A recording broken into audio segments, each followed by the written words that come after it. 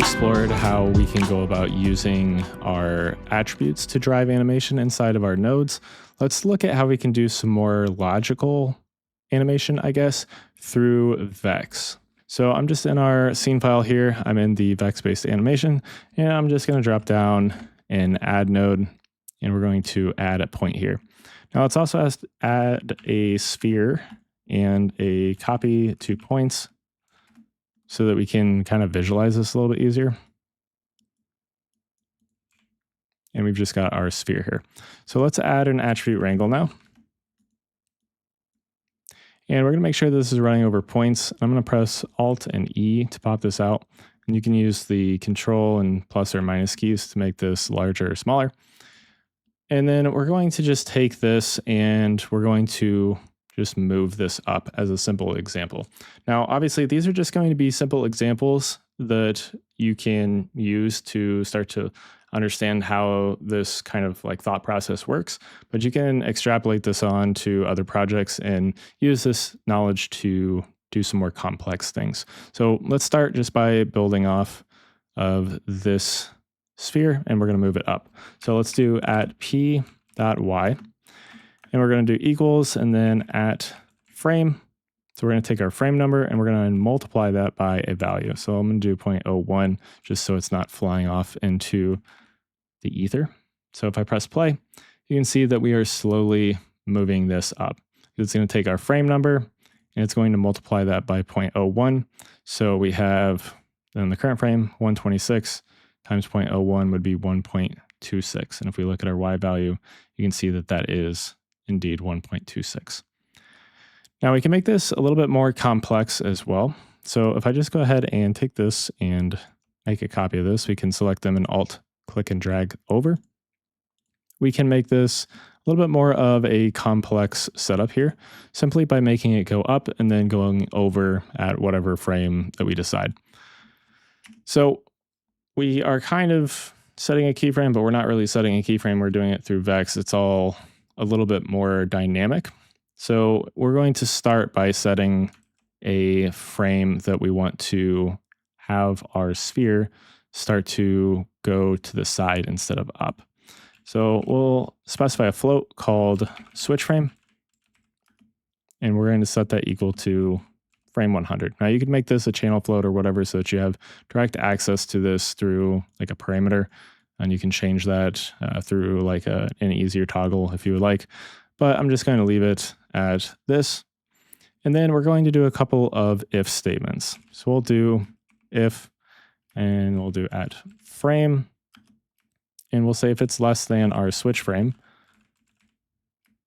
then we're going to do something.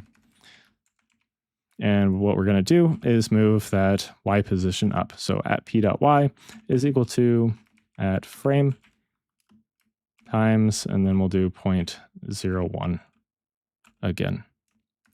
And if I just leave this as is, you can see we start to go up until we hit frame 100, and then it's going to snap back down to 0 because we haven't specified anything else for it to happen. So it only knows that if it's going to be less than frame 100, that we're going to take the frame and multiply it by that 0.01.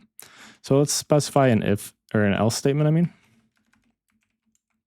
So in here, we can start to move it over. So let's do at p.x is equal to, and then we will take our frame and we're going to subtract the switch frame from this so that we don't snap over a certain percentage. And then we're going to multiply this by 0.01 here as well.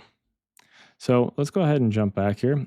If I could press play, you see we start to move up, but then as soon as we get to frame 100, we snap back down to 0 and we start moving over at that point. So we're partially there, but we need to fix that transition because we don't want it to snap back down. We want it to stay at its current position and then snap over. So let's go ahead and add another line in here, and we'll do at p.y is equal to our switch frame. And we're going to multiply that by 0.01. So now if I go ahead and press play here, we're going to start to go up again. And then as soon as we hit frame 100, we're going to start moving over. And that is all of our logic for that simple setup here. So you can get more complex with this and add a bunch of these if you wanted to, and kind of get this to move however you want. Not necessarily the most ideal of setups for doing this, but it is something that you can do if you want to do some sort of like logic-based things.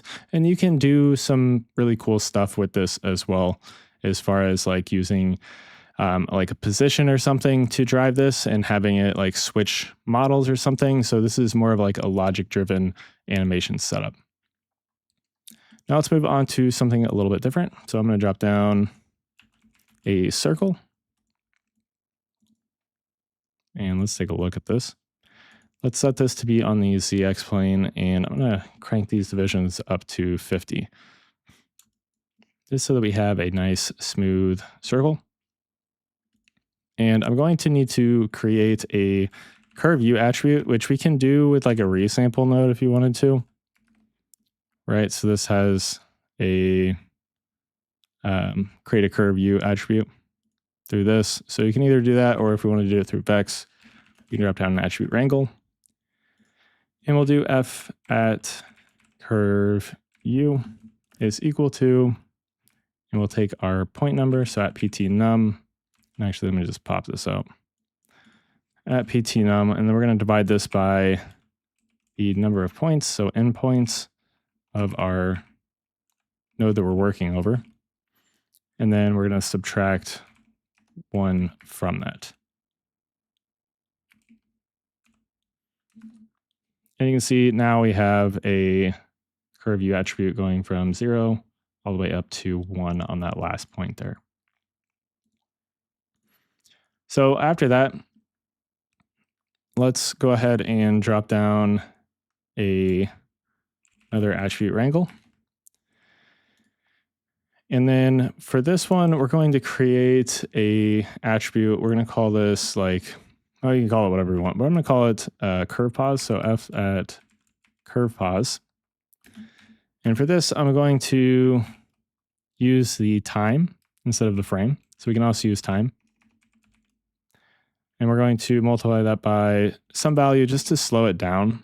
So we'll do 0.5. And then we can use a modulo function. So we'll do 1, so modulo 1. So every second, it's going to modulate here. So let's go ahead and click apply. And you can see that we have, starting at frame 1, we start to go up. And as we get to 1 for that curve pause, which is going to be at frame 49 because we multiplied that by 0.5. And the frame rate of our composition here is 24 frames a second. So once we get to 1 second, it's going to be back to 0. And then it's going to go up again. And then it'll go back to 0 after another 2 seconds of our composition, since we're multiplying that by 0.5 there. And the reason I'm doing that is because we're going to use a carve node. And we're going to put a little bit of an expression in here. So let's do detail. And I apologize. We don't want this on our points, but we do want this to be a detail attribute. So it sits right here. So once we have this as a detail attribute, let's go ahead and reference that. So detail, let me pop this out so we can see it a little bit better. So detail, and then 0 to work over the incoming geometry. And we'll specify that curve pause attribute. So that's what we want to look for. And then we want that first value there. I can click apply or click accept, I mean.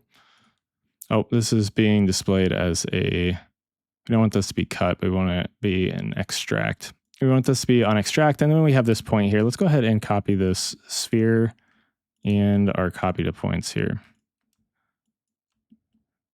Bring those over, and then we can view this. And let's make this a little bit smaller as well. And now we can see if we play, we're going to have this just moving around our sphere, and it's going to loop seamlessly there, which is super nice. Now, there's also another way of doing this that's pretty easy to do as well, and Maybe if you don't like the modulo function, which I personally don't, you might find this one a little bit more useful. So let's go ahead and make a copy of this attribute wrangle and of this carve here. I'm just going to wire this in.